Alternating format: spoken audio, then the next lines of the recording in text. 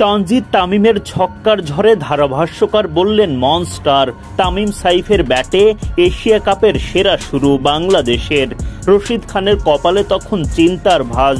7টি ছক্কাচারের ঝড়ো ব্যাটিংয়ে দলের হয়ে সেরা ইনিংস তামিমের।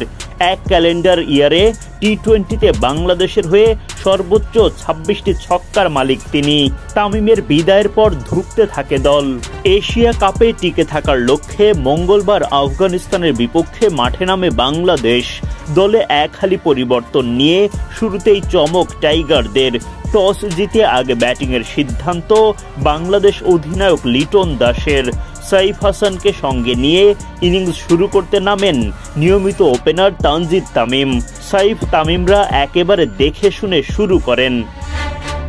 দেখে শুনে শুরু করলেও বাজে বলগুলোকে রেহাই দেননি দুই ওপেনার। ফজল হক ফারুকের করা 3 নম্বর ওভারে 4টি বাউন্ডারি আদায় করেন তামিম। সাইফও নিয়মিত বিরতিতে ছক্কাচারে দলের স্কোরবোর্ডে রান যোগ করতে থাকেন। তাদের ব্যাটে ভর করে চলতি এশিয়া কাপে নিজেদের সেরা শুরু পায় বাংলাদেশ। পাওয়ার প্লের 6 ওভারে বিনা উইকেটে বাংলাদেশ তোলে 59 রান, কিন্তু পরের ওভারেই আঘাত হানেন আফগান অধিনায়ক রশিদ খান। রশিদের বলে বোল্ড হয়ে শেষ হয় সাইফের আশা জাগানিয়া ইনিংসের। তামিমকে সঙ্গ দেয়া এই ওপেনার 28 বলে 2টি 4 ও 1টি ছক্কায় করেন 30 রান। পার্টনারকে হারালেও মারকুটে ব্যাটিং জারি রাখেন তানজিদ তামিম।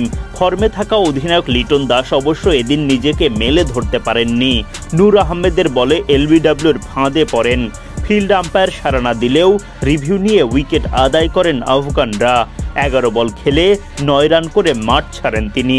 87 রানে দ্বিতীয় উইকেট হারায় বাংলাদেশ। দায়িত্বশীল ব্যাটিংয়ে মাত্র 28 বলে 50 পূরণ করেন তামিম। গ্যালারি থেকে ভক্তরা, ডাগ আউট থেকে কোচ সতীর্থরা বাহবা জানান।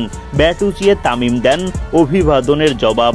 50 পূরণের পর অবশ্য বেশিক্ষণ উইকেটে টিকতে পারেননি এই ওপেনার। নূরের বলে ছক্কা হাঁকাতে গিয়ে বাউন্ডারি লাইনে ধরা পড়েন ইব্রাহিম জাদরানের হাতে। 31 বলে 4টি 4 ও 3টি ছক্কায় 52 রান করেন তামিম। Strike rate 167।